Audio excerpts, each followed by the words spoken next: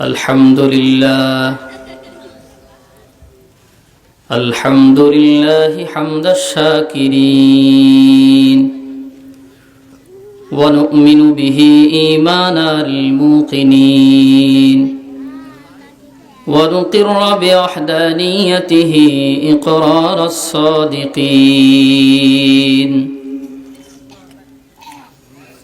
ونشهد أن لا إله إلا الله وحده لا شريك له ونشهد أن سيدنا وسندنا وحبيبنا وشفيعنا وطبيبنا وطبيب قلوبنا وأولانا ومولانا محمدا عبده ورسوله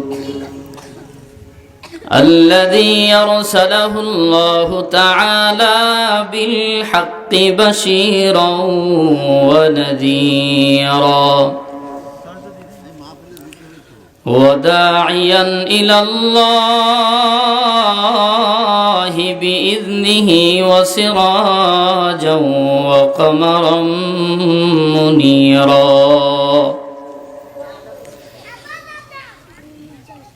أما بعد فأعوذ بالله من الشيطان الرجيم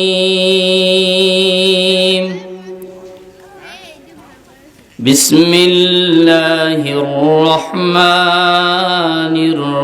الرحيم الذين يذكرون الله قياما وقعودا وعلى جنوبهم وقال صاحب القرآن صلى الله عليه وسلم الكيس من دان نفسه وعمل لما بعد الموت أو كما قال النبي صلى الله عليه وسلم وقال تعالى إن الله وملائكته يصلون على النبي يا أيها الذين آمنوا صلوا عليه وسلموا تسليما درود إبراهيم بوري شكرا بوري اللهم صل على محمد وعلى آل محمد كما صليت على إبراهيم وعلى آل إبراهيم إنك حميد مجيد اللهم بارك على محمد وعلى آل محمد كما باركت على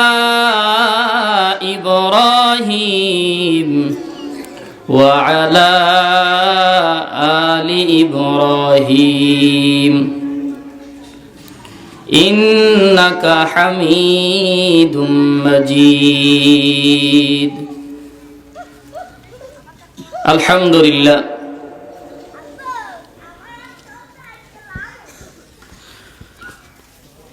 অধ্যকার আজকের এই মাহফিলের সম্মানিত সভাপতি জাতির শ্রেষ্ঠ সন্তান হযরত উলামায়ে কেরাম সামনে বসা দিন প্রিয় ইসলাম প্রিয় কোরআন প্রেমিক মুসলমান ভাইয়েরা পর্দার আড়ালে সম্মানিত মাথার মুকুট মা ও বোনেরা আপনাদেরকে আমি আন্তরিকভাবে মোবারকবাদ জানাচ্ছি। আজকের এই মাহফিল যাকে নিয়ে তিনি আমার খুব কাছের, বড় মহব্বতের স্নেহের ছোট ভাই ইয়ামিন। আমার মনে হইতেছিল না যে ইয়ামিনকে আজকে আমি পাবনায় গিয়ে পাবো না। আমি খুব কাছে থেকে ওর সাথে অনেক সময় কাটিয়েছি। অনেক বিনয় আর নম্র ছিল, খুব ভদ্র ছিল, সভ্য ছিল। প্রথমতই আমরা একটা বিষয় আর কথা জেনে নেই, সেটা হলো জান্নাতি যারা হবে তারা বিনয়ী হবে। সুবহানাল্লাহ বলে। জান্নাতি যারা হবে তারা হবে বিনয়ী, ভদ্র। আমরা এটা জানি উচ্ছৃঙ্খল তাদের জন্য জেলখানা, কথা কন ঠিক নেবে ঠিক। যারা বিনয়ী ভদ্র এদের জন্য জেলখানা না, এদের পুলিশ দেখলে জিজ্ঞাসাও করবে না, কথা বলেন ঠিক নেবে ঠিক। দুনিয়ার জাগতিক বাস্তবতার সাথে যদি আমরা মিলাইতে চাই, আখেরাতের সাথে 100% মিলা যাবে। তো যাই হোক, আল্লাহ তাআলার অশেষ মেহেরবানি, শুকরিয়া, যিনি আমাদেরকে এই শীতের রজনীতে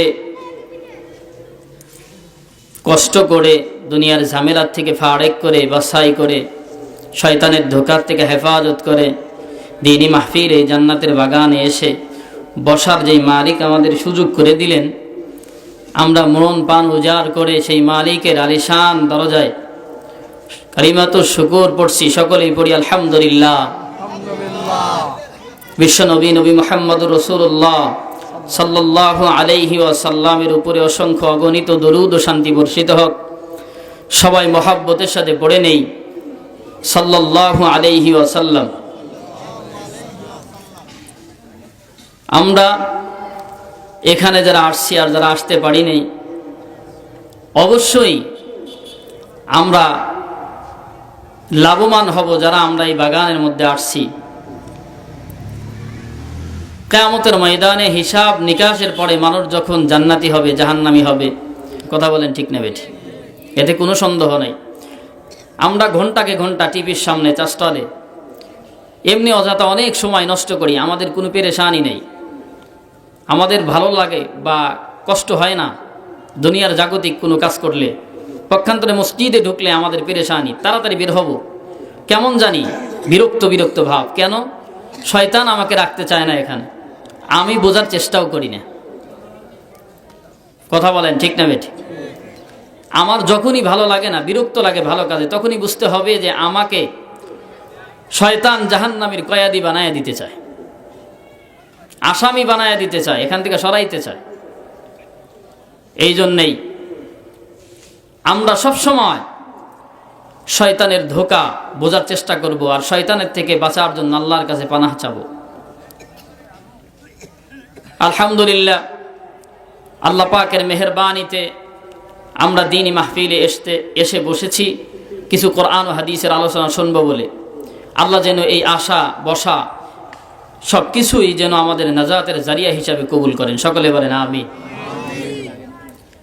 সকলেই আমরা একটু জিকির করি, লা ইলাহা ইল্লাল্লাহ, লা ইলাহা ইল্লাল্লাহ, লা ইলাহা ইল্লাল্লাহ, লা ইলাহা ইল্লাল্লাহ, লা ইলাহা ইল্লাল্লাহ, লা ইলাহা ইল্লাল্লাহ, লা ইলাহা ইল্লাল্লাহ, আল্লাহ আল্লাহ আল্লাহ আল্লাহ,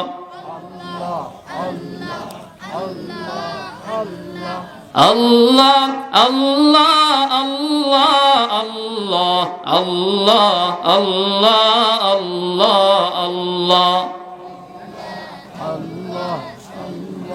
লা ইলাহা ইল্লাল্লাহু মুহাম্মাদুর রাসূলুল্লাহ সাল্লাল্লাহু আলাইহি ওয়াসাল্লাম। আল্লাহ আল্লাহ জিকির যদি কোনো মানুষ করে তাহলে তার কখনো হার্টের সমস্যা হবে না, কারণ আল্লাহ লিখতে যেই গঠন হয়, যে আকৃতি আমরা দেখি, আল্লাহ শব্দটা লেখার পরে যে আকৃতি আসে, রূপ আসে, এই রূপটা হার্ডের। আল্লাহু আকবার বলেন, সুবহানাল্লাহ বলেন, আল্লাহু আকবার বলেন। আল্লাহ এই শব্দের মতো হার্ডের রূপ। এই হার্ডের যে আকৃতি, আল্লাহ লিখতে যে আকৃতি, এই আকৃতি হার্ডের আকৃতি এক। সুবহানাল্লাহ বলেন। এই জন্য কোনো মানুষ যদি মনে মনে সবসময় বলে আল্লাহ আল্লাহ আল্লাহ আল্লাহ আল্লাহ আল্লাহ আল্লাহ আল্লাহ আল্লাহ, এই শব্দ এ তাসবিহ যদি জিকির করতে পারি তাহলে হার্ট পর্যন্ত চলে যাবে। হার্টের সাথে একাকার হলে হার্টের কোনো প্রবলেম হবে না ইনশাআল্লাহ। পারবো তো ইনশাআল্লাহ। এটা হার্টের চিকিৎসা বড়। আল্লাহ তাআলা আমাদেরকে মদিনাওয়ালার মডেল আর কেরিয়ার ধরে সামনে আগানোর তৌফিক দান করেন। সকলেই বলেন আমিন। আল্লাহ তাআলার মহাগ্রন্থ কোরআনুল কারীম থেকে যে আয়াতে কারিমা আমি পড়েছি, ছোট্ট অংশ পড়েছি, অনেক লম্বা আয়াত। আল্লাহ তাআলা বলেন আল্লাযীনা ইয়াযকুরুনাল্লাহা কিয়ামান ওয়া কুউদান ওয়া আলা জুনুবিহিম ওয়া ইয়াতাফাক্কারুনা ফী খালকিস সামাওয়াতি ওয়াল আরদ। বান্দা হার হামেশা সর্ব অবস্থায় সব সময় একজনকে স্মরণ করবে। বলেন তো তিনি কে? আল্লাহ। উঠতে বসতে সব সময় তার খেয়াল, সর্ব অবস্থায়। কেন করবে? এই জন্য করবে, সে হলো মুসলমান, মুসলিম। কথা বলেন ঠিক না ঠিক? মুসলমান যদি কেউ দাবি করে সত্যি মুসলিম আর মুসলমান হয়, হার হামেশা 24 ঘন্টা সব সময় রব্বে কারিমকে তাকে স্মরণ করতেই হবে। জমি যদি না থাকে জমিওয়ালা বলা যাবে? দোকানদার দোকান নাই, কথা কন ঠিক নেবে? হ্যাঁ, বাড়িওয়ালা বাড়ি নাই, পাঞ্জাবিওয়ালা পাঞ্জাবি নাই, টুপিওয়ালা টুপি নাই, বলা যাবে? বলা যাবে না। মালিক হইতে হবে ঈমানের। মুসলমান মানেই আত্মসমর্পণ করা। আমরা কি মূলত সকলেই আত্মসমর্পণ করতে পারছি? মুসলমান ওই দোকানদার, বাড়িওয়ালা, জমিদার, যার জমি নাই সে জমিদার, এই বিষয়টা কি আসলে আদৌ ঠিক কথা? জমি নাই জমিদার হওয়া যাবে, বাড়ি নাই বাড়িওয়ালা হওয়া যাবে, দোকানদার দোকান নাই হওয়া যাবে। মুসলমান ঈমান নাই। এই জন্য আল্লাহ তাআলা বারবার ঈমানদারদেরকে লক্ষ্য করে কোরআন কারীমের ভিতরে রাখ দিয়েছেন, ইয়া আইয়ুহাল্লাযীনা আমানুত্তাকুল্লাহ হাক্কা তুকাতিহি ওয়া লা তামুতুন্না ইল্লা ওয়া আনতুম মুসলিমুন ইয়া আইয়ুহাল্লাযীনা আমানু ওয়া আমিলুস সলিহাত ইয়া আইয়ুহাল্লাযীনা আমানু কু আনফুসাকুম ওয়া আহলিকুম নারান ওয়াকুদুহান নাসু ওয়াল হিজারা ইয়া আইয়ুহাল্লাযীনা আমানুত্তাকুল্লাহ ওয়া কুলু কাওলান সাদীদা। অসংখ্য আয়াতে কারিমা, যে আয়াতে কারিমার মাঝে ঈমানদারদেরকে ডাকা হয়েছে। বারবার ঈমানদারদেরকে রব্বুল আলামিন ডাক দিলেন। কেন ঈমানদারদেরকে কেন ডাক দিলেন? আল্লাহ তাআলা কাফেরদেরকে বেশি ডাক দেয় নাই, শুধু ঈমানদারদেরকেই ডাক দিছেন। কেন ডাক দিছেন? ঈমান জ্বালাই করার জন্য। মুসলমান ঈমানদার, মুসলমান আল্লাহর হুকুম নবীর তরিকার মধ্যে নাই। সুদ খাওয়ার পরেও দাবি করে মুসলমান, মসজিদের মধ্যে নামাজ আদায় করে ইমাম সাহেবের বরাবর পিছনে। কথা বলেন ঠিক না ঠিক? ঘুষ খাওয়ার পরেও মুসলমান দাবি করে। সুদ, ঘুষ, ইতিমের মাল আত্মসাৎ করার থেকে, মানুষকে কষ্ট দেওয়ার থেকে শুরু করে যাবতীয় যেই কাজগুলি মুসলমান হওয়ার জন্য বাধা সৃষ্টি করে, সব খারাপ গুণগুলি তার মধ্যে আছে, তারপরেও সমাজের মধ্যে সে মুসলমান, মুসলিম। মুফাসসিরিনে কেরাম বলেন, জ্বর মাপার জন্য যেমন থার্মোমিটার জ্বর দেখা যায় না। জ্বর মাপার জন্য যেমন প্রযুক্তি আছে, মেশিন আছে, জ্বর মাপা যায়। কতটুকুন জ্বর আছে বলেন তো দেখি? ঈমান মাপার জন্য কোনো মেশিন আসেনি। ঈমান মাপার জন্য মেশিন নাই, যন্ত্র নাই, অস্ত্র নাই। এর কারণেই ঢালাও ভাবে সকল মানুষ দাবি করে আমি মুসলিম, আমি মুসলমান। আবার একটা ব্যাখ্যা, ইসলাম শব্দের অর্থ কিছু বিজাতি সুবিধাবাদী লোকেরা বলে ইসলাম মানে শান্তি। মূলত এটা বলে আমাদেরকে কি করে আটকায়া রাখে, কোন বিষয় থেকে আমাদের বাধা সৃষ্টি করে বুঝতে হবে। মুসলমান, ইসলাম শব্দের অর্থ শান্তি নয়। জিহাদ থেকে আমাদেরকে বাধা দেওয়ার জন্য বলে ইসলাম মানে শান্তি, শান্তির ধর্ম, উচ্ছৃঙ্খলা নাই। স্বয়ং রাসূল করিম সাল্লাল্লাহু আলাইহি ওয়াসাল্লাম ২৭টি থেকে অধিক যুদ্ধে তিনি নিজে সেনাপতির দায়িত্ব পালন করেছেন। নবীজি রাজনীতি করেছেন। রাজনীতি কোরআনুল কারীমের ভিতরে আছে। আল্লাহর নবী করেছেন, সাহাবায়ে কেরাম করেছেন। মুসলমান দিলের কান দিয়ে বোঝার চেষ্টা করো, ইসলাম শব্দের অর্থ শান্তি নাই, আত্মসমর্পণ করা। মুসলমান শব্দের অর্থ আত্মসমর্পণ করা।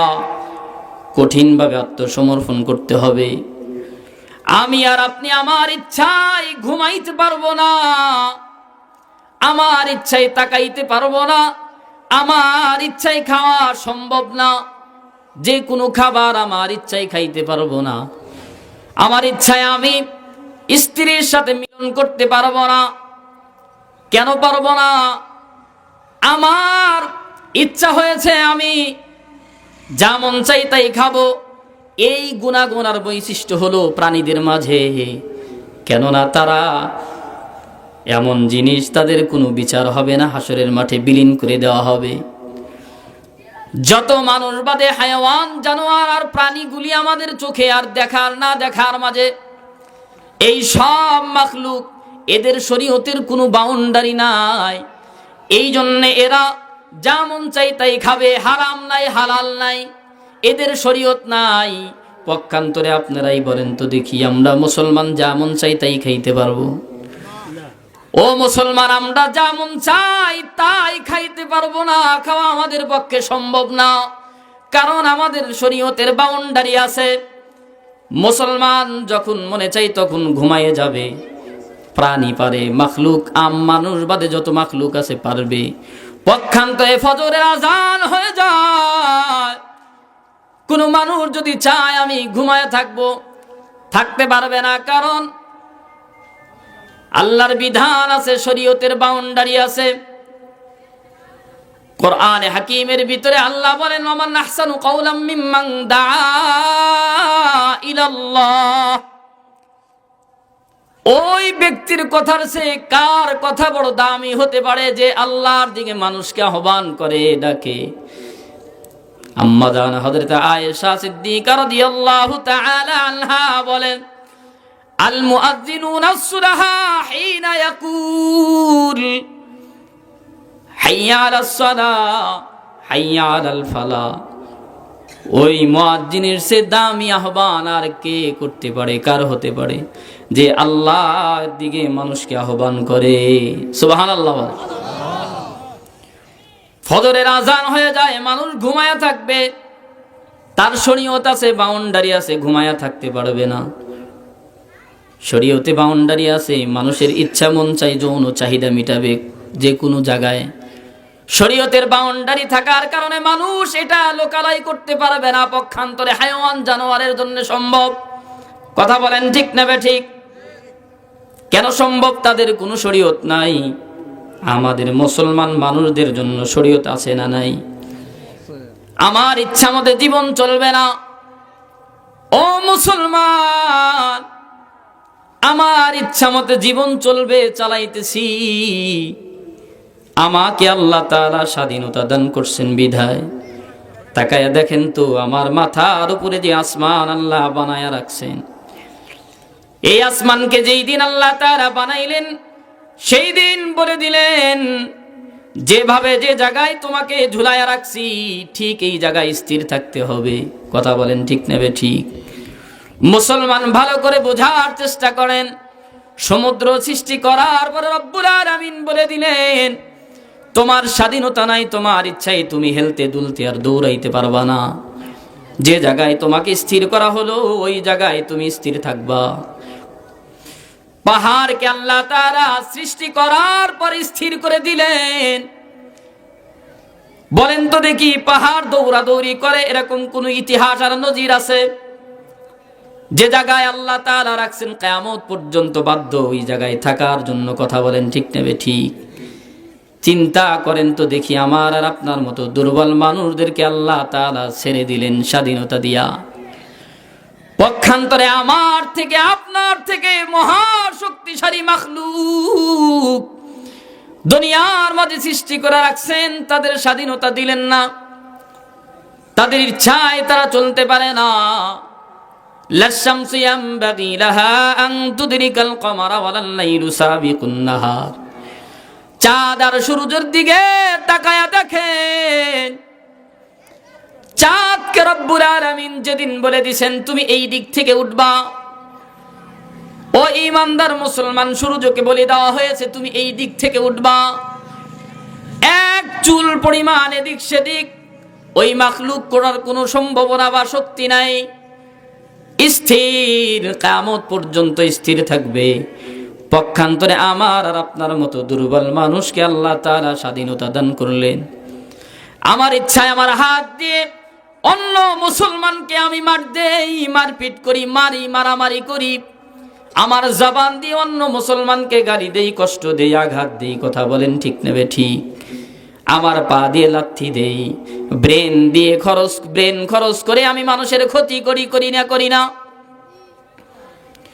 আমার দেহর দ্বারা কত মুসলমান না জানি কষ্ট পেয়ে বসে আছে। বলেন তো দেখি, আমার দেহ আমার ইশারায় আমি বাহ্যিকভাবে চালাইতে পারি।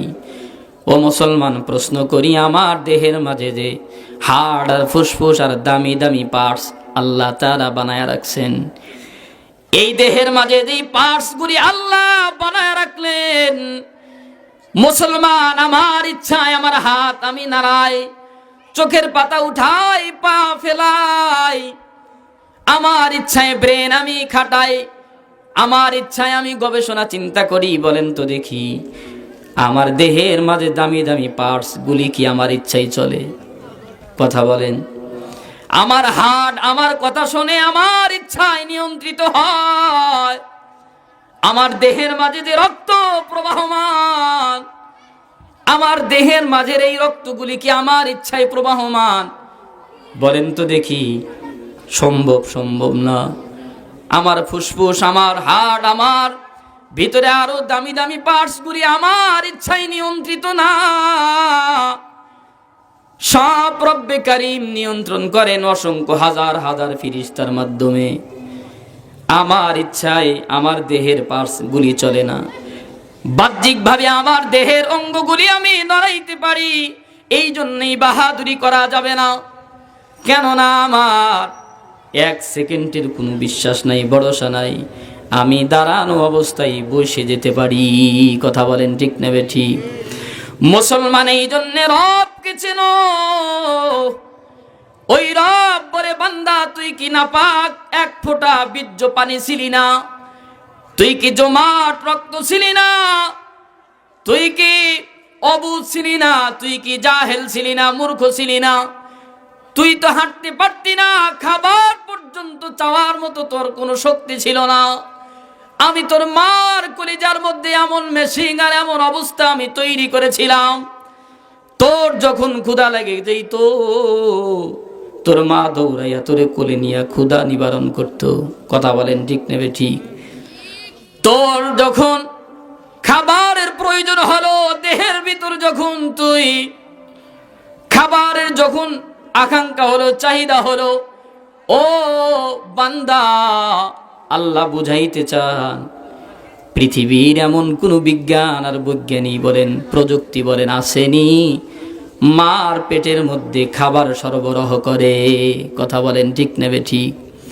আল্লাহ বলেন, পৃথিবীর কোন মানুষ ওই দিন তোর কাজে আসে নাই। আমি রব্বুল আলামিন তোর মার নাপাক রক্ত বন্ধ করে দিয়া, নাভির সাথে নাভি দিয়া রক্ত পাস করে তোরে আমি খাওয়ায়া তিল তিল করে মায়ের গর্ভে মানুষ করেছি। কথা বলেন ঠিক নেবে ঠিক? বান্দা, তোমার কোনো অস্তিত্ব ছিল না, আমি রব্বুল আলামিন অস্তিত্ব দিয়ে দুনিয়ার জমিনে তোরে পাঠাইলাম, স্বাধীনতা দিলাম। কেন দিলাম? পরীক্ষার হলের মাঝে কেউ যদি ঘরের হাঁস মুরগি গরু ছাগলের যদি ছবি অঙ্কন করে, কেউ কথা বলবে না, ধরা হবে না। পরীক্ষার পরে ফলাফল ঘোষণা করা হবে। কথা বলেন ঠিক নেবে ঠিক? দুনিয়ার জমিনে স্বাধীনতা দিলাম। এই দুনিয়ার জীবন আর জিন্দেগি আর জমির হলো পরীক্ষার জন্য, পরীক্ষার হল। আল্লাহই তো বলে দিয়েছেন, আল্লাযী খালাকাল মাউতা ওয়াল হায়াতা লিয়াবলুয়াকুম আইয়ুকুম আহসানু আমালা।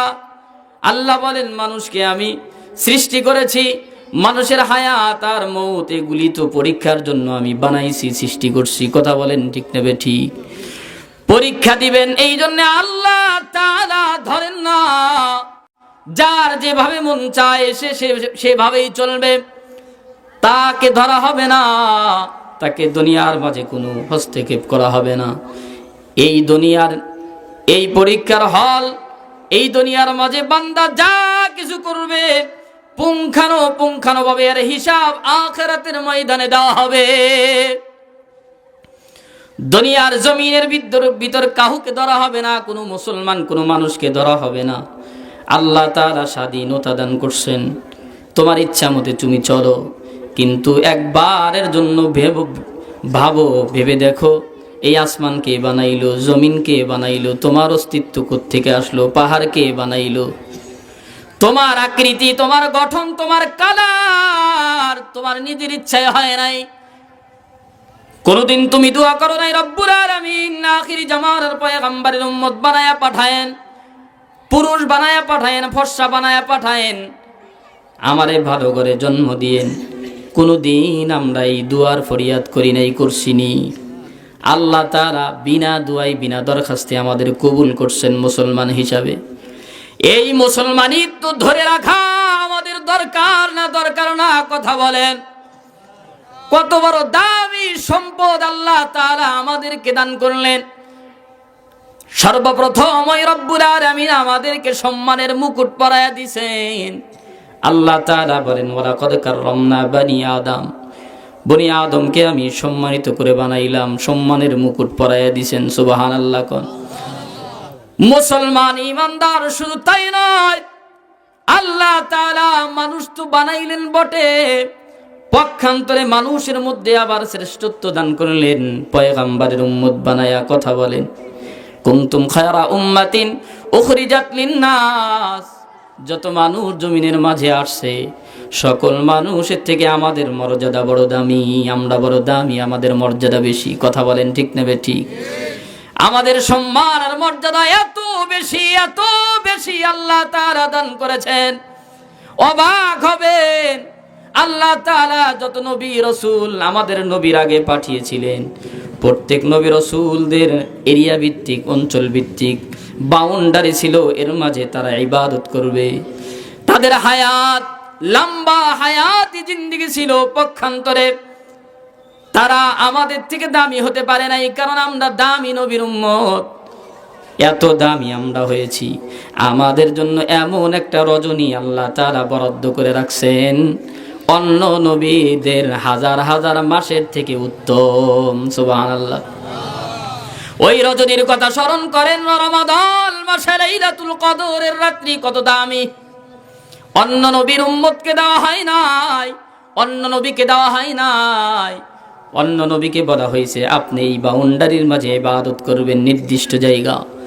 পক্ষান্তরে রাসূলকে বলা হয়েছে আপনার কোনো নির্দিষ্ট জায়গা নাই, তামাম জমিন আপনি রহমাতাল লিল আলামিনের জন্য আমি মসজিদ বানায়া দিলাম। সুবহানাল্লাহ কোন বান্দা ক্ষেতের মধ্যে কাজ করে, আজান হয়ে গেছে, গামছা বিছায় নামাজ দাঁড়ায় যাবে। এই সুযোগ আর সুবিধা অন্য নবীর ছিল না, অন্য নবীর উম্মতেরও ছিল না। ও মুসলমান ঈমানদার, আল্লাহ তাআলা এত দামি বানাইলেন, এত দামি বানাইলেন, নবীর কারণে এত মর্যাদা বানাইলেন, এত দামি বানাইলেন। এই দাম যদি আমরা ধরে রাখতে না পারি আমাদের কপাল পুড়ে যাবে।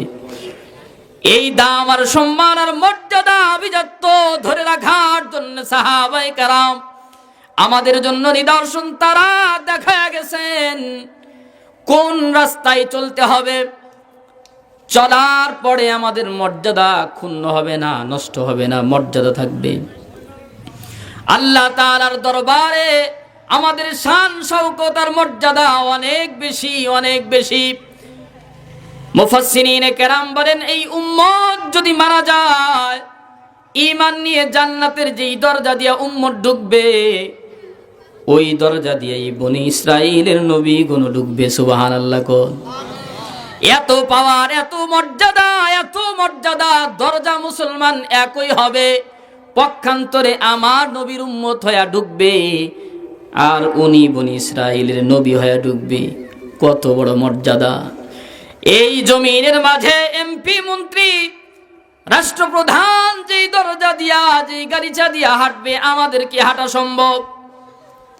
মুসলমান ভালো করে বুঝবেন, নবীর কারণে এত মর্যাদা আল্লাহ আমাদের বাড়াইছেন, যদি আমরা ধরে না রাখতে পারি। সাহাবায়ে কেরাম রিদওয়ানুল্লাহি তাআলা আলাইহিম আজমাইন দ্বীনের জন্য, আমাদের সহজের জন্য, আমাদের দ্বীনের জন্য দ্বীন রেখে গেছেন তারা জীবন দিয়া, জীবন দিয়া দ্বীন জিন্দা করছেন। এই ইতিহাস আর এই বিষয়গুলি যদি আমরা উপলব্ধি না করি, আমরা যদি ভুলে যাই, আল্লাহর নবীর সামনে আমরা উম্মত হয়ে কিভাবে দাঁড়াবো? আল্লাহর নবীকে আল্লাহ তাআলা দাওয়াত দিয়ে মেহমান বানায়া নামাজ হাদিয়া দিলেন। কথা বলেন ঠিক না বেঠিক?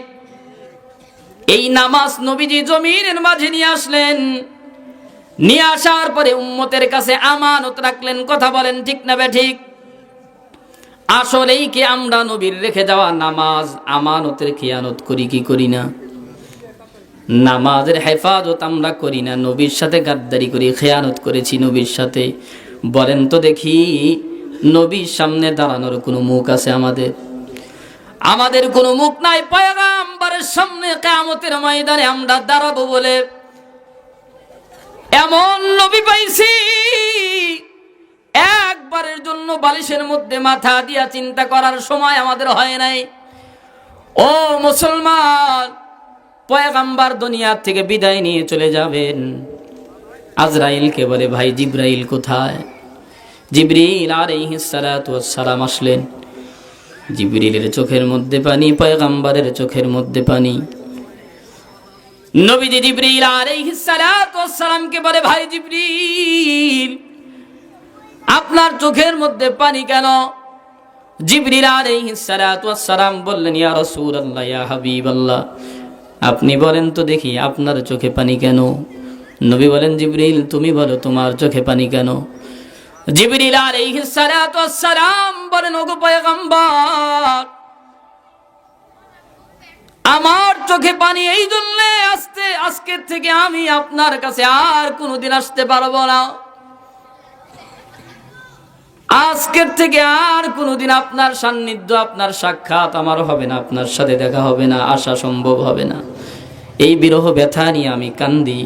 ওগো পয়গম্বর, আপনার চোখে পানি কেন গো পয়গম্বর? আপনি কি খুশি না? আপনার মাবুদের সঙ্গে আপনার মোলাকাত হবে, আপনার রবের সঙ্গে আপনার সাক্ষাৎ হবে। আপনি কি খুশি না গো পয়গম্বর? নবীজি বলেন, ও জিবরিল, আমি কান্দি আমার ইতিম উম্মতের জন্য। আমি দুনিয়া থেকে চলে যাব, আমার মাবুদের সঙ্গে মোলাকাত হবে, সাক্ষাৎ হবে, ঠিক আছে, কিন্তু আমার চলে যাবার পরে আমার উম্মতের জিম্মাদারি কে নিবে? আল্লাহু আকবার। মুহাম্মাদুর রাসূলুল্লাহ সাল্লাল্লাহু আলাইহি ওয়াসাল্লাম মৃত্যুর সময় মুফাসসিরিন কেরাম লেখেন, পয়গম্বরের ঘরের মধ্যে কোনো খাবার ছিল না রে মুসলমান। আম্মা জানা হযরতে আয়েশা বলেন, এমন অবস্থা ছিল যদি কোনো বাতি জ্বালাবার জন্য যদি তেল থাকতো খেয়ে ফেলতাম। তেলটুকু ঘরের মধ্যে আমাদের ছিল না রে মুসলমান। কোনো বিবির ঘরের মধ্যে কোনো খাবার ছিল না, শূন্য ছিল। এমনই কঠিন পরিস্থিতি আর মুহূর্তে পয়গম্বর নিজের বিবি স্ত্রী হাসান হুসাইন ফাতেমার কথা মনে না করে আমাদের মতো গুনাহগার অধম উম্মতদেরকে না ভুলে আমাদের স্মরণ করলেন। আমাদের মতো উম্মতের পুরে লানত পড়া দরকার, অভিশাপ পড়া দরকার। কথা বলেন ঠিক নেবে ঠিক? ও মুসলমান ইমানদার, নবীজি বলে আমি তো চলে যাব, আমার ইতিম উম্মতকে কে দেখবে? এদের জিম্মাদারি কে নিবে? দায়িত্ব কে নিবে রে জিবরিল? আমারে তাড়াতাড়ি জানাও। জিবরিল দৌড় দিছে আল্লাহর কাছে, দৌড়ে চলে গেছে আল্লাহকে গিয়ে বলে, রব্বুল আলামিন আপনার হাবিব কান্দে। বলে কেন কান্দে? বলে তার উম্মতের কি হবে চিন্তায়। আল্লাহ বলেন, হাবিবকে গিয়া বলে দাও আমার হাবিবের উম্মতের জিম্মাদারি আমি রব্বুল আলামিন পালন করব। সুবহানাল্লাহ। আমার বন্ধুর উম্মতের জিম্মাদারি আমি রব নিয়ে নিলাম। উম্মতের জিম্মাদারি আল্লাহর কাছে আল্লাহর নবী দিয়ে দুনিয়ার থেকে চলে গেলেন। পক্ষান্তরে নবীজি যে উম্মতের কাছে জিম্মাদারি দিয়ে গেলেন, আমানত দিয়ে গেলেন নামাজ। বলেন তো দেখি এই নামাজের জিম্মাদারি কি আমাদের সঠিকভাবে পালন করা হয়? নবীজি রেখে গেলেন উম্মতকে আল্লাহর দরবারে জিম্মা। পক্ষান্তরে নবীর জিম্মাই ছিল নামাজ। নামাজ উম্মতের কাছে জিম্মা দিয়ে গেলেন। এই উম্মত নামাজের জিম্মাদারি না পালন করে, আমানত না পালন করে খেয়ানত করে। এরপরেও কি মনে করেন, আশা করেন মুসলমান পয়গম্বরের দরবারে বা হাসরের মাঠে ময়দানে উঠে পয়গম্বরের সামনে যাওয়া সম্ভব হবে? নবীর সামনে দাঁড়ানোর একমাত্র শুধুমাত্র আদর্শ মদিনাওয়ালা মুহাম্মাদুর রাসূলুল্লাহ সাল্লাল্লাহু আলাইহি ওয়াসাল্লাম। কথা বলেন ঠিক না ঠিক? তাআলা আনহু, ইনি যখন গেলেন বড় কনফারেন্স মিটিং বাইতুল মাকদাস, এই মসজিদের চাবি উঠায়া দিবেন হযরতে খলিফাতুল মুসলিমিন হযরতে ওমরের হাতে। বিশাল বড় ঐতিহাসিক কনফারেন্স। সাহাবায়ে কেরাম হযরতে ওমরকে ডাক দিয়ে বললেন, আমিনুল মুমিনিন, এত বিশাল কনফারেন্স, এত বিশাল অনুষ্ঠান, আপনার গায়ের মধ্যে যে জামা দেখি অনেক সেরা সিলাই তালিওয়ালা জামা। ও আমিনুল মুমিনিন, দয়া করে মেহেরবানি করে আপনি নতুন জামা পরেন। বড় দামি দামি মানুষ অনুষ্ঠানে একত্রিত হবে। পৃথিবীর সবচেয়ে বড় বড় মানুষগুলি আজকে থাকবে উপস্থিত। এই অনুষ্ঠান, এই কনফারেন্সে আপনি ভালো পোশাক পরিধান করেন গো আমিরুল মুমিনিন। হযরতে ওমর ফারুক রাদিয়াল্লাহু তাআলা আনহু বলেছিলেন, সাহাবী, ও আল্লাহর নবীর সাহাবী, আমি ওমর, যেই জামা আমার শরীরে আমি পরেছি, এই জামার মধ্যে তালি আছে, শিলাই আছে। এই তালি আর শিলাই মুহাম্মাদুর রাসূলুল্লাহর সুন্নাত। ও আল্লাহর পয়গম্বরের সাহাবীরা, ভালো করে শুনে নাও। পৃথিবীর যত বড় কনফারেন্স আর অনুষ্ঠান হোক না কেন, যত বড় দামি দাপট, যত বড় সম্রাট আসুক না কেন, এই অনুষ্ঠানে যত দামি নামি দামি মানুষগুলি অনুষ্ঠানে একত্রিত হোক না কেন, অ্যাটেন্ড করুক না কেন, কিন্তু ওমর এই ক্ষুদ্র গুনাহগার, এই অধম গোলাম কোনোদিন নবীর সুন্নত ফেলে রেখে নতুন জামা পরে অনুষ্ঠানে যোগ দিবে না। যাই হয়ে যাক, পয়গম্বরের সুন্নত আমি ফেলে রেখে অনুষ্ঠানে আমি একত্রিত হব না, অনুষ্ঠানে যাব না। নবীজির সুন্নত আমার শরীরের মধ্যে লাগিয়ে রাখছি, এই নবীজির সুন্নত নিয়ে এই অনুষ্ঠানে যাব। এই উমর এক চেনেননি, কত বড় দামি একজন সাহাবী, সুবহানাল্লাহ বলেন। এত বড় দামি সাহাবী, এত বড় দামি সাহাবী, তার ইতিহাস আর বর্ণনা ওই দিন দেখতে গিয়া চোখ দিয়া পানি চলে আসছে। হযরত ওমর রাদিয়াল্লাহু তাআলা আনহু যেই দিন মারা যায়, মুসলমান ঈমানদার মারা যাবার পরে তারে যখন গোসল দেওয়ানো হয়, গোসল দেওয়ার পরে শরীরের মধ্যে দেখা যায় অনেক দাগ, অনেক দাগ, অনেক আঘাতের চিহ্ন। সাহাবায়ে কেরামের ভিতরে কৌতূহল, ওরে জিজ্ঞাসা করে, এত বড় দাপট আর শক্তিশালী প্রেসিডেন্ট খলিফাতুল মুসলিমিন হযরত ওমর ইবনুল খাত্তাব রাদিয়াল্লাহু তাআলা আনহু, ইনি এত বড় পাওয়ারফুল সাহাবী, ইনি এত বড় পাওয়ারফুল সাহাবী, যিনি হাজার হাজার কিলোমিটার দূরে সাহাবায়ে কেরামকে সতর্ক করেছিলেন বর্তমান প্রযুক্তি ছাড়া। আল্লাহু আকবার বলেন। মসজিদে নববীর মধ্যে যেই দিন খুতবা দেন, হঠাৎ করে একটা নতুন শব্দ উচ্চারণ করেন। সাহাবায়ে কেরাম রিদওয়ানুল্লাহি তাআলা আলাইহিম আজমাইন জিজ্ঞাসা করেন, আমিরুল মুমিনিন, নতুন একটা শব্দ আপনার মুখ থেকে আজকে বের হয়ে গেছে, এই এমনটি কোনোদিন শুনি নাই আমরা। হযরত ওমর রাদিয়াল্লাহু তাআলা আনহু বলেন, সাহাবীরা শোনো, আমি যখন খুতবা দিতে আরম্ভ করলাম, খুতবার ফাঁকে আমি দেখতে পেলাম আল্লাহর নবীর সাহাবীরা পাহাড়ে, ওদের পিছনে শত্রু। আল্লাহু আকবার বলেন। আল্লাহর নবীর সাহাবী এক জামাত, এক দল জিহাদ করার জন্য অনেক হাজার হাজার দূর, অনেক দূরে চলে গেছে এক পাহাড়ে। ওই পাহাড়ের পদদেশে তাদের পিছনে একটা শত্রু, বিশাল একটা শত্রুর একটা বাহিনী, তাদেরকে আক্রমণ করার সম্ভাবনা আছে। এই জন্যে এখান থেকে আমি তাদেরকে সতর্ক করে দিলাম, ইয়া সারি আল জাবাল। সুবহানাল্লাহ। হাজার হাজার কিলোমিটার দূরে মসজিদ নববীর মধ্যে দাঁড়িয়ে সাহাবায়ে কেরামকে সতর্ক করেছিলেন হযরত ওমর ফারুক রাদিয়াল্লাহু তাআলা আনহু। কোন প্রযুক্তি ছিল না, কোন প্রযুক্তি ছিল না রে মুসলমান। তুমি যদি সত্যিকারের গোলাম হয়ে যাও, সত্যিকারের আবেদ আর বান্দা হয়ে যাও, তোমার দায়িত্ব আর তোমার জিম্মাদারি স্বয়ং রব্বুল আলামিন নিয়ে নেবেন। কথা বলেন ঠিক নেবে ঠিক। এই জন্যই তো আল্লাহ তাআলা বলছেন, সুবহানাল্লাযী আসরা বিআবদিহি লাইলাম মিনাল মাসজিদিল হারাম। ও মুসলমান, নবীজিকে সম্বোধন করে বলা হয়েছে আবুদিহি, আমার বান্দা। আমার বান্দাকে রাত্র বেলায় ঘুরিয়েছি, ভ্রমণ করিয়েছি। আমার বান্দা বলতে নবীজিকে আল্লাহ তাআলা বুঝিয়েছেন। আল্লাহ তাআলা নবীজিকে টার্গেট করে বলেছেন আমার বান্দা। ও মুসলমান, বান্দাই তো গোলাম। কথা বলেন ঠিক নেবে ঠিক। গোলামই তো বান্দা, বান্দাই তো গোলাম। আমরা শুধুমাত্র কেবলমাত্র একজনের গোলাম হব, বান্দা হব। বলেন কার?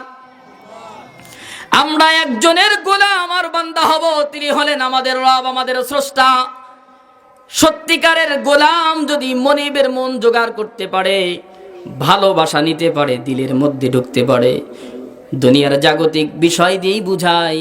আপনার বাড়ির মধ্যে একজন মানুষ থাকে, আপনার কর্মচারী, গোলাম, আপনার কাজ করে।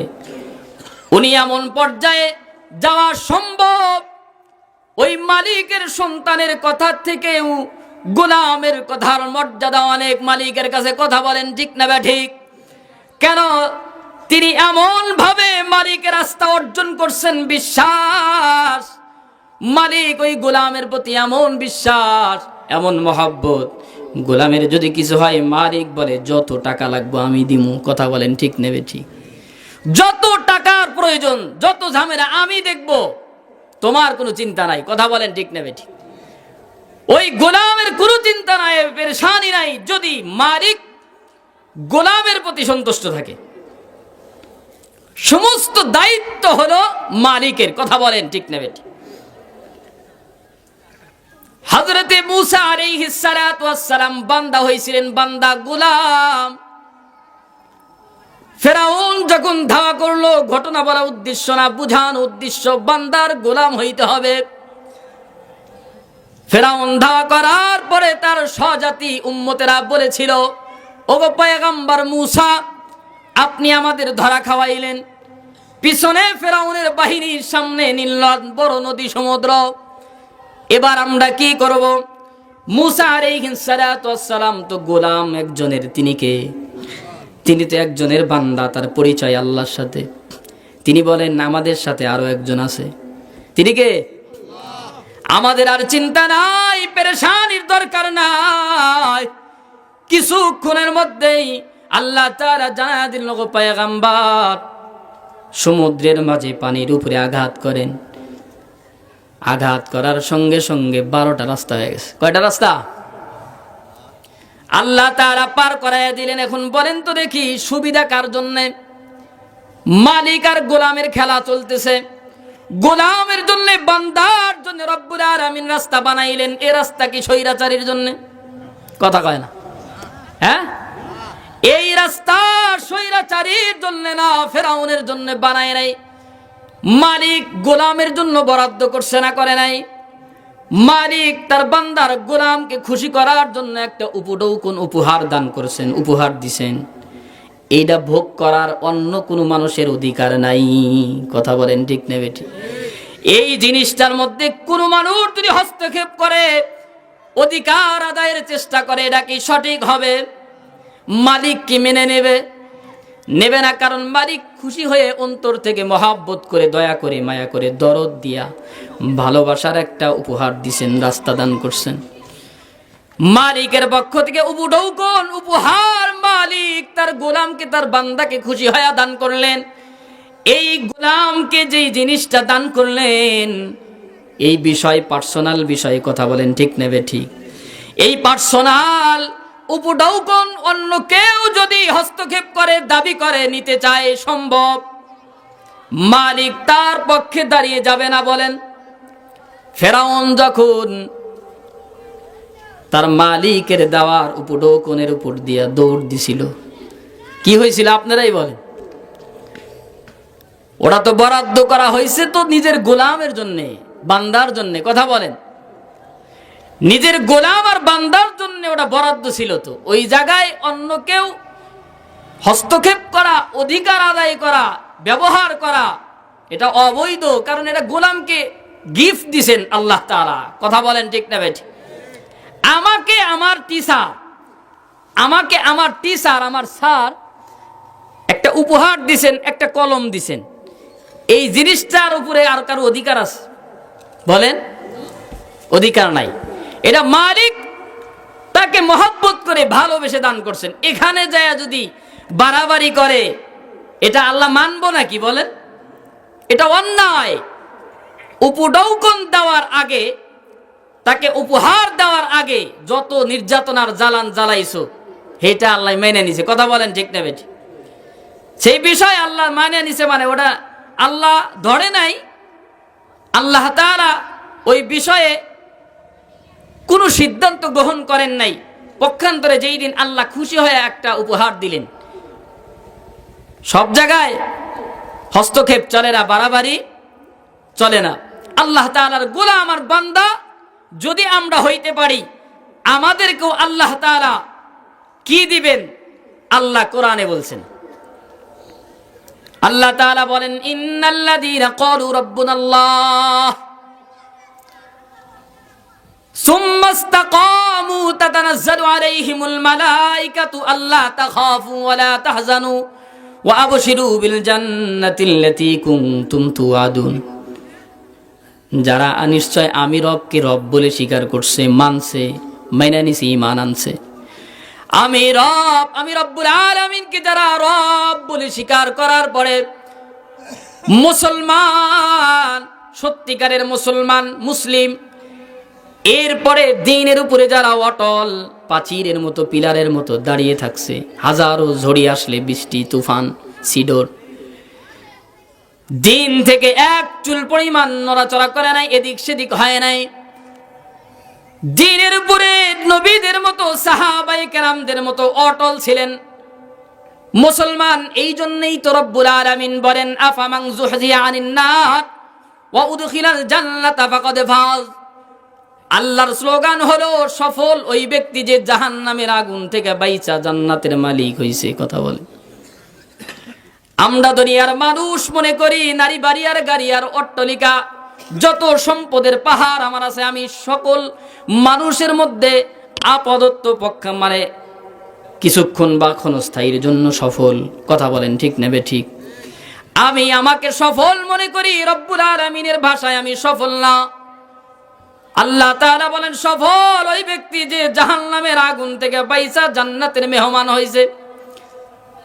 রব্বুল আলামিন বলেন যারা দ্বীনের উপরে ছিল তাদের জিম্মাদারি আমি রব্বুল আলামিনের, তাদের কোনো চিন্তার দরকার নাই।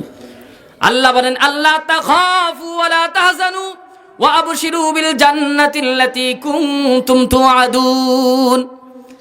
তাদের কোনো ভয় নাই, পেরেশানি নাই, চিন্তা করার কোনো দরকার নাই।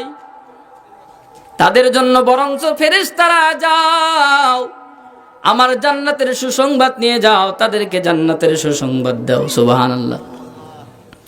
সাহাবায়ে কেরামকে আল্লাহ তাআলা জিহাদের ময়দানে জান্নাত দেখায়া তারপরে দুনিয়া থেকে বিদায় নিস, তারপরে দুনিয়া থেকে উঠায়া নিছেন। কথা বলেন ঠিক না ঠিক? জিহাদের ময়দানে জান্নাত দেখায়া তারপরে দুনিয়া থেকে তাদেরকে আল্লাহ তাআলা নিছেন। দ্বীনের উপরে এমন ভাবে দাঁড়িয়েছিলেন, ইসলামের পতাকা, ইসলামের ইজ্জত, আভিজাত্য, অহংকার, সম্মান, মর্যাদা মাটিতে পড়তে দেয় নাই। হাত দিয়ে উঁচু করে ধরছেন, হাত কেটে ফেলছে, তারপরে বুক দিয়ে জড়ায়া ধরছেন, মুখ দিয়ে দাঁত দিয়ে কামড়ায়া উঁচা করে রাখছেন। ইসলামের পতাকা মাটিতে পড়তে দেয় নাই। এ হলো ঈমানদার। এদের জন্যই আল্লাহর সিদ্ধান্ত, চূড়ান্ত সিদ্ধান্ত। আল্লাহ বলেন আল্লাহ তাখাফু ওয়া লা তাহজানু ওয়া আবশিরু বিল জান্নাতিল্লাতী কুনতুম তুআদুন। তাদের কোনো চিন্তা নাই, পেরেশানি নাই। যদি তারা দ্বীনের উপরে প্রাচীরের মতো দাঁড়িয়ে থাকে, পিলারের মতো দাঁড়িয়ে থাকে, তাদের জিম্মাদারি, তাদের সব দায়িত্ব একজন আদায় করবেন, পালন করবেন, জিম্মাদারি নিয়ে নেবেন। তিনি হলেন কে বলেন? তিনি শুধুমাত্র কেবলমাত্র আমাদের স্রষ্টা, যিনি আমাদের হায়াতের মালিক, সুস্থতার মালিক, রিজিকের মালিক। আমরা যখন গুনাহ করে ঘরের মধ্যে এসে ঘুমায়া যায়, সুদ খেয়ে যখন ঘরের মধ্যে এসে ঘুমায়া যায়, ঘুষ খাওয়ার পরে যখন ঘরের মধ্যে ঘুমায়া যায়, জিনা করার পরে যখন ঘুমায়া যায়, অপরাধ, অন্যায়, অত্যাচার, অবিচার, জুলুম, নির্যাতন করার পরে যখন ঘুমায়া যায়, ও মুসলমান দিলের কান দিয়ে বোঝার চেষ্টা করো, তুমি তো অন্যায় করে অপরাধ করে ঘুমাইলা, পক্ষান্তরে তোমার রব তোমার জন্য ঘুমায় না। আল্লাহু আকবার। চিল্লায়া বলেন আল্লাহু আকবার। আমি আর আপনি অন্যায়, অপরাধ, জুলুম, নির্যাতন আল্লাহর বান্দাদের উপরে করার পরে ঘুমায় গেলাম, পক্ষান্তরে আমার আর আপনার রব, আমার আপনার রব কোনোদিন ঘুমায় না, ঘুমায় না। কেন ঘুমায় না জানেননি? কেন ঘুমায় না? আল্লাহ তাআলা ঘুমায় না। বান্দা যখন ঘুমায় যায়, অসংখ্য মুসিবত, রাতের বেলা তাকে জিন জাতি আরো যত মাখলুক আছে ক্ষতি করতে পারে, সম্ভাবনা, ক্ষতি করার সম্ভাবনা, তাকে ক্ষতি করতে পারে। রব্বুল আলামিন না ঘুমায়া বেঈমান নাফরমান বান্দারে সারা রাত রব্বে কারীম পাহারা দেয়। সুবহানাল্লাহ বলেন। আমরা সকলেই অপরাধ করে কত সুন্দরভাবে সুন্দর খাবার খায়া ঘুমায়া যায়, নাফরমানি করে ঘুমায়া যায়, কিন্তু একবারের জন্য আমি আর আপনি চিন্তা করি না আমি অন্যায় অপরাধ করে ঘুমায়া গেলাম, আমার মালিক তো আমাকে সারা রাত পাহারা দেয়, তার মালিক তো ঘুমায় না। আপনাদের মায়া লাগে না? আমার রব আমাদের জন্য ঘুমায় না, আমাদের হেফাজতের জন্য তিনি জায়গা থাকেন, পাহারা দেন। রব ঘুমায় না, বান্দা ঘুমায় নাফরমানি করে। আল্লাহ তাআলা ঘুমায় না। পক্ষান্তরে এই আসমানের মধ্যে সে ডাক দিয়ে বলে, বান্দা তোর কি প্রয়োজন আমার কাছে চা। ও বান্দা তোর কি কোনো সমস্যা আমার কাছে তুলে ধর, তোর ঋণ আমার কাছে বল, তোর অসুস্থ শরীর ভালো না আমার কাছে বল, তোর কি প্রয়োজন আমার কাছে বল, তোর সমস্যাগুলি আমি রব্বুল আলামিনের দরবারে তুলে ধর। এই নাফরমানকে আল্লাহ তাআলা ডাকতে থাকে, তুমি গুনাহগার আমার কাছে হাত বাড়াও। যতই গুনাহ করো রব্বুল আলামিন তো রহমান রহিম। তামাম দুনিয়ার মাঝে আল্লাহ তাআলা 100 ভাগ মহাব্বতের মধ্যে 1 ভাগ ছিটাইছেন। কয় ভাগ বলেন? কয় ভাগ ছিটাইছেন? 1 ভাগ মহব্বত তামাম দুনিয়ার মানুষকে আল্লাহ দিলেন। 99 ভাগ দরদ আর মায়ার মহব্বত নিয়া রব্বে কারিম বসে রয়েছেন। 99 ভাগ দরদ নিয়া যেই মালিক বসে রয়েছেন, আমি যদি হাত বাড়াই গভীর রাতে, চোখ দিয়ে পানি বের করে দিয়ে ডাক দেই, ওই মালিক আমারে কি মাফ করবে না? বলেন। এত অপরাধ করার পরে, অন্যায় করার পরে যেই মালিক আমাকে জায়গা যেই মালিক না ঘুমায়া আমারে পাহারা দেয়, অসংখ্য ফেরেশতার মাধ্যমে হেফাজত করে, ওই মালিকের কথা কি একটু মনে পড়ে না? বলেন। তাকায়া দেখেন জমিনের মধ্যে গাছকে আল্লাহ তাআলা কিভাবে প্রাচীরের মতো, একটা পিলারের মতো দাঁড় করায় রাখছেন। গাছে যদি মনে করে আমি একটু এদিক হব সেদিক হব, আমি একটু বাঁকা হব, একভাবে আমার ভালো লাগে না। সম্ভব? দুনিয়ার জমিনের মধ্যে যত গাছপালা দেখেন, একভাবে রব্বুল আলামিন জমিনের মধ্যে দাঁড় করাইয়া দিলেন, নড়াচড়া করার কোনো বুদ্ধি নাই। ও মুসলমান, আমাদেরকে আল্লাহ তাআলা এমন ভাবে বানাইছেন। মুফাসসিরিনে কেরাম বলেন, যদি হাত এরকম শুধুই সোজা হয়ে থাকতো তাহলে কেমন হইতো? নড়ান যাইতো না, বাঁকা করা যাইতো না। পা যদি সোজা থাকতো, হ্যাঁ, আমাদের শরীর যদি এদিক আর সেদিক যদি না করতে পারতাম, কত মুসিবতের মধ্যে থাকতাম। কথা বলেন। মুফাসসিরিনে কেরাম বলেন, মানুষদেরকে রব্বুল আলামিন এত সুন্দরভাবে সৃষ্টি করেছেন, বানিয়েছেন।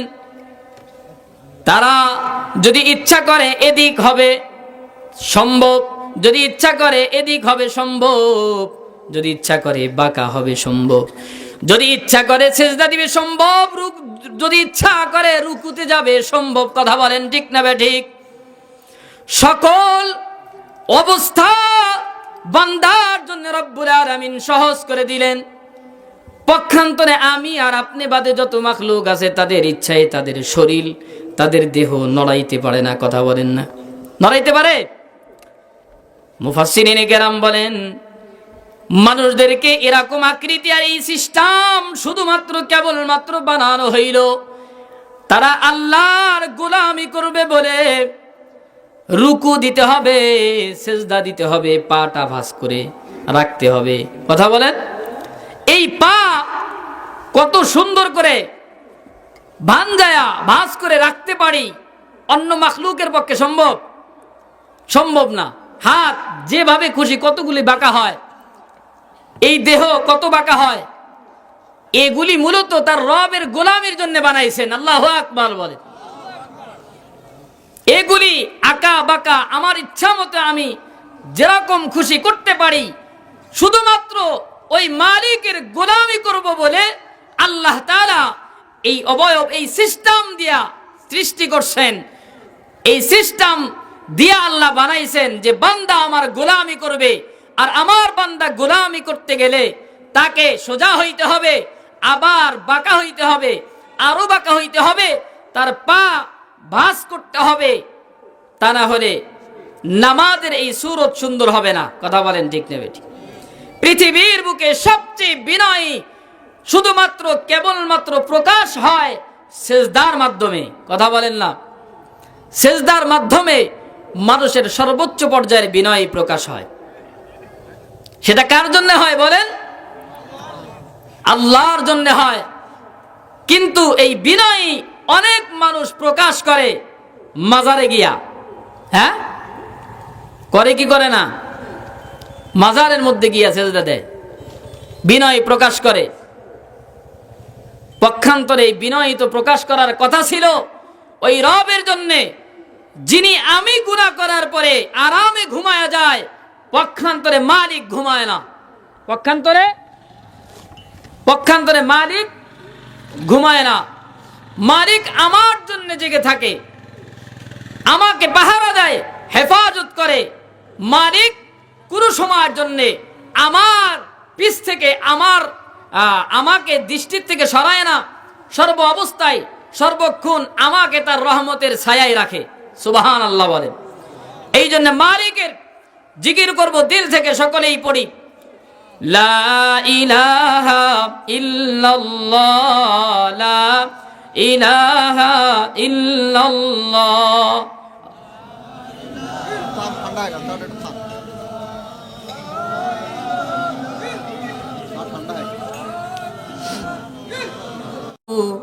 মুহাম্মাদুর রাসূলুল্লাহ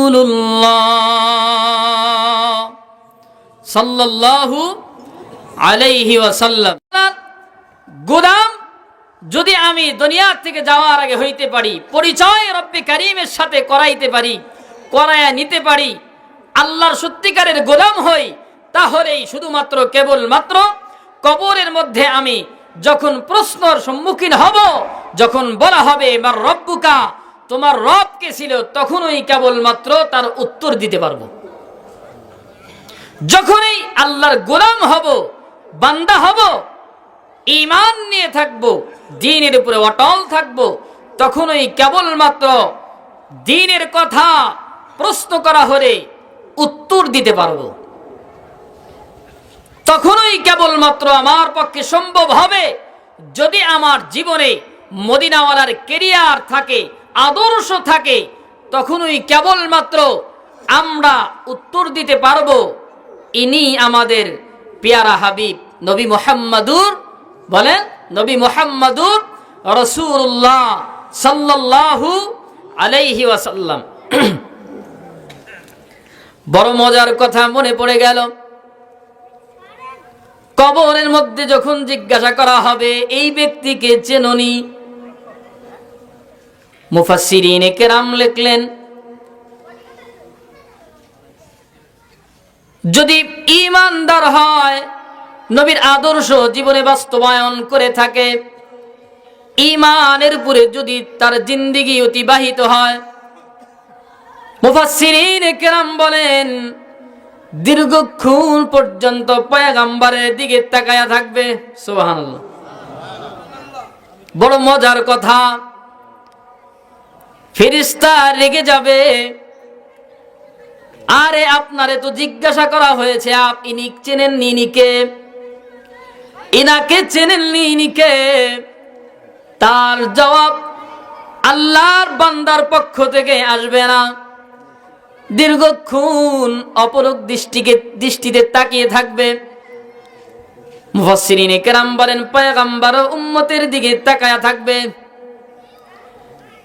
ফেরেশতা লেগে গিয়ে বলবে আরে মিয়া আপনারে তো জিজ্ঞাসা করা হয়েছে, ইনিকে চেনেননি। কোনো জবাব আসবে না। অনেক সময় পার হওয়ার পরে বলবে সাহা ও ফেরেশতা, দুনিয়ার জীবনে পয়গম্বর পায় নাই, দুনিয়ার জীবনে রসুলকে পাই নাই, দেখি নাই, তার আদর্শর সুন্নত পালন করেছি। আজকে জীবনের প্রথম সাক্ষাৎ, ডিস্টার্ব দেশকে, ডিস্টার্ব কেন দেশ, মন প্রাণ ভরে একটু দেখতে দে। সুবহানাল্লাহ। পয়গম্বরও কোনো কিছু বলবে না, উম্মতের দিকে তাকায়া থাকবে। ফেরেশতার প্রশ্নের জবাব দেওয়া হবে না, মন প্রাণ উজাড় করে একটু দেখতে দে। মন ভরে আমার পয়গম্বর কলিজার টুকরা নবীকে একটু দেখি। নবীজি উম্মতের দিকে অপলক দৃষ্টিতে তাকিয়ে থাকবেন। নবীজি যখন উম্মতের দিকে তাকিয়ে থাকবেন, বলেন তো মুসলমান, কেমন সৌভাগ্যবান ওই ব্যক্তিবর্গ হবে? আপনারাই বলেন। নবীজির নয়ন দিয়ে যখন উম্মতের মায়ার নবী, দয়ার নবী যখন তাকায়া উম্মতের চেহারা দেখতে থাকবেন, কি সুন্দর দৃশ্য হবে। কত মজার কথা, কত দামি কথা শুধু ওই ব্যক্তির জন্য হবে যেই ব্যক্তি দ্বীনের উপরে এমন ভাবে দাঁড়িয়েছিল, যত আঘাত আসছে দিন থেকে এক চুল পরিমাণ সরে নাই, নড়ে নাই। কথা বলেন ঠিক নেবে ঠিক? সাহাবায়ে কেরাম রিদওয়ানুল্লাহি তাআলা আলাইহিম আজমাইনের মাঝে শুধু পুরুষ সাহাবী ছিল না, মহিলা সাহাবী ছিল। দৌড়াইছে দৌড়াইছে, জিজ্ঞাসা করা হয় কই যাও? মহিলা সাহাবীকে জিজ্ঞাসা করা হয় কই যাও? দৌড়ায়া শুনেছি পয়গম্বর শহীদ হয়ে গেছে। লোকজন বলে, ও আল্লাহর বান্দি, তুমি জানোনি তুমি কি শুনেছ? তোমার স্বামী জিহাদের ময়দানে আসছে, শহীদ হয়ে গেছে। তোমার সন্তান জিহাদের ময়দানে এসে শহীদ হয়ে গেছে। তোমার আত্মীয় স্বজন, তোমার মহব্বতের প্রিয় মানুষগুলি জিহাদের ময়দানে আসার পরে শহীদ হয়ে গেছে। মহিলা সাহাবী বলে, আমি তোমাদের জবান থেকে আমি আমার স্বামীর কথা শুনতে চাই নাই। ও লোক সকল, শুনে রাখো, তোমাদের জবান থেকে আমার সন্তানের কথা শুনতে চাই নাই। আমার মহব্বতের প্রিয় মানুষগুলির কথা তোমাদের জবান থেকে আমি শুনতে চাই নাই, আগ্রহী নয়। আমি ওই শব্দ আর কথা শুনতে চেয়েছি আমার দয়ার নবী, মায়ার নবী কেমন আছে। সুবহানাল্লাহ। আমি জানতে চাই আমার দয়ার নবী, মায়ার নবী কেমন আছে। আমার সন্তান শহীদ হয়ে গেছে, আমার শোনার কোনো প্রয়োজন নাই, দরকার মনে করি না। আমার স্বামী জিহাদের ময়দানে গিয়ে শহীদ হয়ে গেছে, আমার প্রয়োজন নাই জানার, দরকার নাই ঘোষণা। আমি শুধু একটা শব্দ শুনতে চাই, আমার দয়ার নবী, মায়ার নবী কেমন আছে, এই কথাটা। সাহাবী মহিলা আল্লাহর নবী মুহাম্মদুর রাসূলুল্লাহ সাল্লাল্লাহু আলাইহি ওয়াসাল্লামকে কলিজাত থেকে ভালোবাসতেন। শুধু তাই নয়, সাহাবী বলতেন, ও রব্বুল আলামিন, ও মালিক, যেই নয়ন আর যেই দৃষ্টি তুমি দিয়েছিলে। আল্লাহুম্মা সাল্লি আলা সাইয়্যিদিনা। আলহামদুলিল্লাহি রাব্বিল আলামিন। الصلاة والسلام على سيد الأنبياء والمرسلين وعلى آله وأصحابه أجمعين. رب ارحمهما كما ربياني صغيرا. اللهم أنت ربي لا إله إلا أنت خلقتني وأنا عبدك وأنا على عهدك ووعدك ما استطعت. أعوذ بك من شر ما صنعت وأبو لك بنعمتك علي وأبو لك بذنبي فاغفر لي فإنه لا يغفر الذنوب إلا أنت رب العالمين.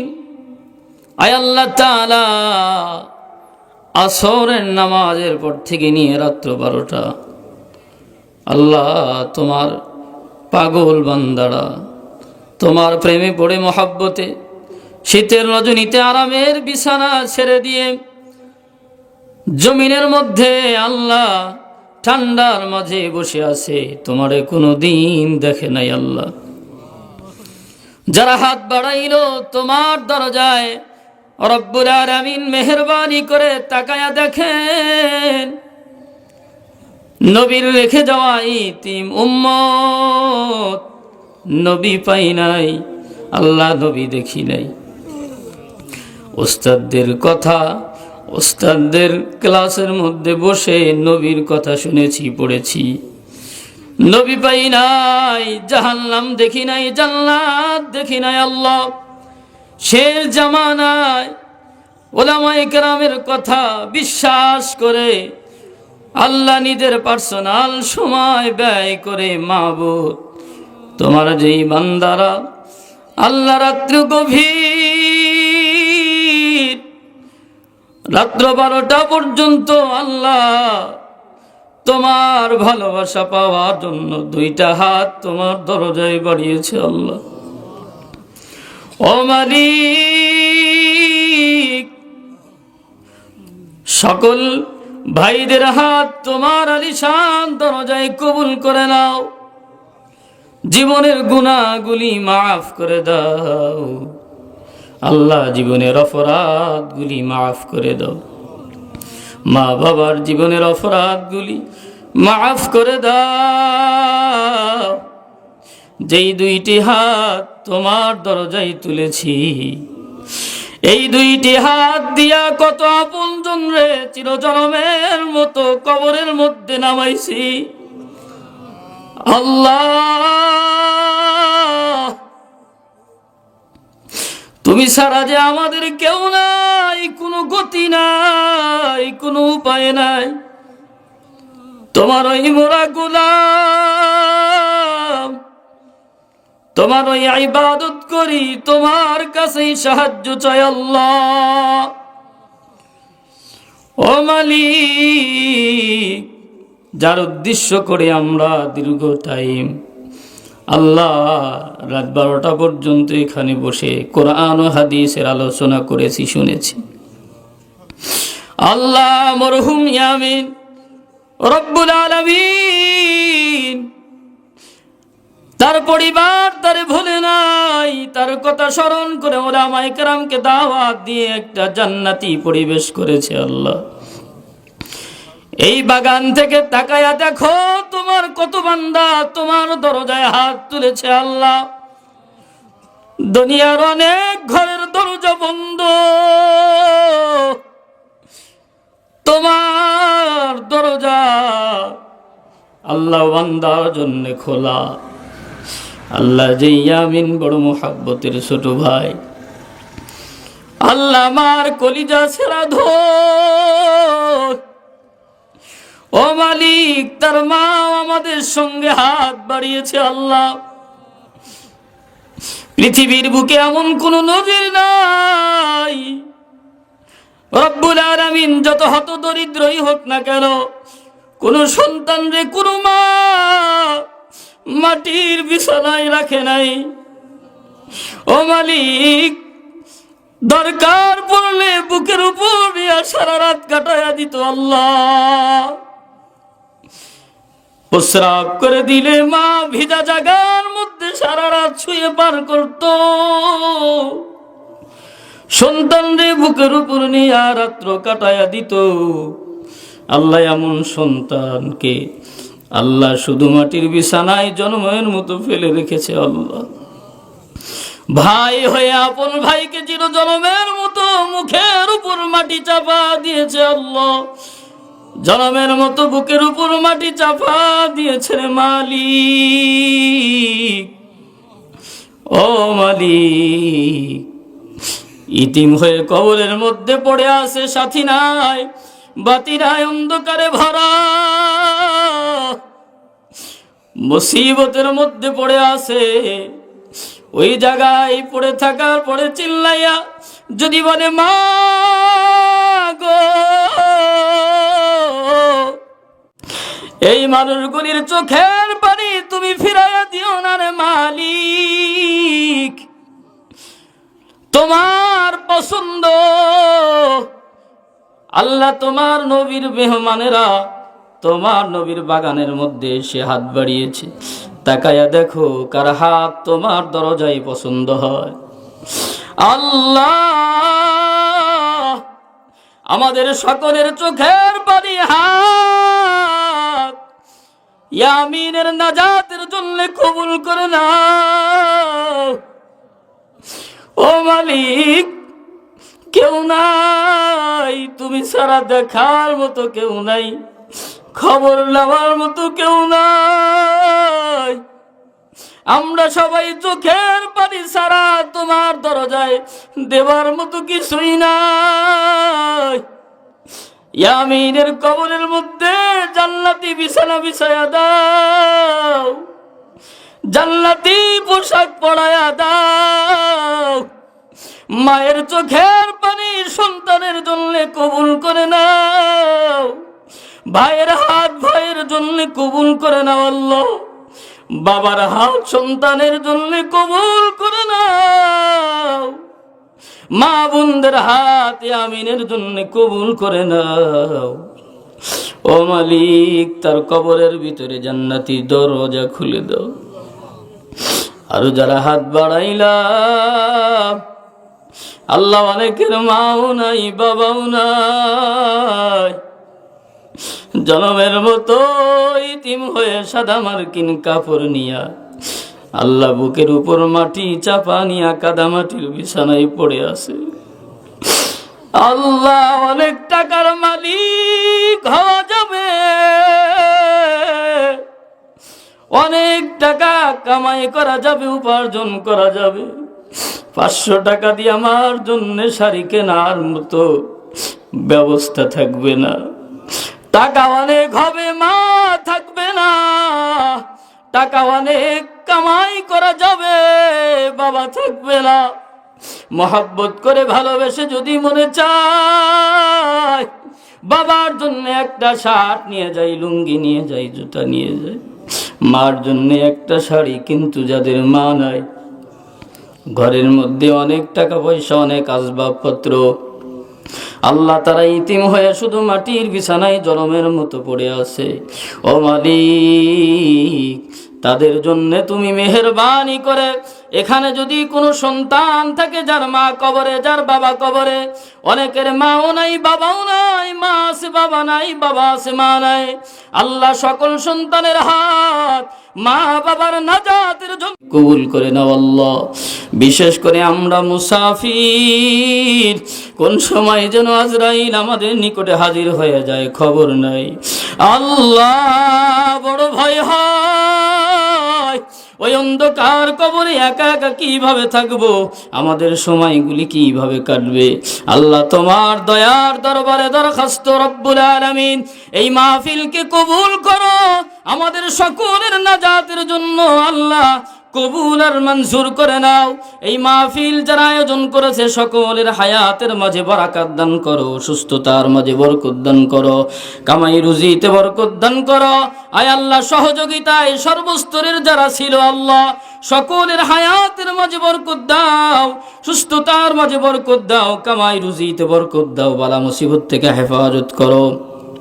এলাকার উপরে খাস রহমত নাজিল করো, এলাকার মুরতাদেরকে মাফ করে দাও, তামাম দুনিয়ার মুসলিম উম্মাহকে মাফ করো, তামাম দুনিয়ার মজলুম মুসলমানদের জান মাল ইজ্জত আবরু ঈমান আমল হেফাজত করো, তামাম দুনিয়ার মসজিদ মাদ্রাসা হক দরবারগুলি কবুল করো, এই মসজিদকেও কবুল করো। আয় আল্লাহ সকল ভাইদের জীবনের গুনাহগুলি মাফ করে নিষ্পাপ মাসুম বান্দা বানায় এখান থেকে বের করে দাও। আয় আল্লাহ সকলের দিলের নেক মাকসাদ কবুল করো, সকলকে সুস্থ হায়াত দাও। আয় আল্লাহ জানে মালে বরকত দাও। আয় আল্লাহ হজ ও জিয়ারত নসিব করো, আল্লাহ হজ ও জিয়ারত নসিব করো। সাল্লাল্লাহু তাআলা আলা খাইরি খালকিহি মুহাম্মাদিন وعلى آله وأصحابه أجمعين وجعل آخرة كلامنا عند الموت لا إله إلا الله محمد رسول الله.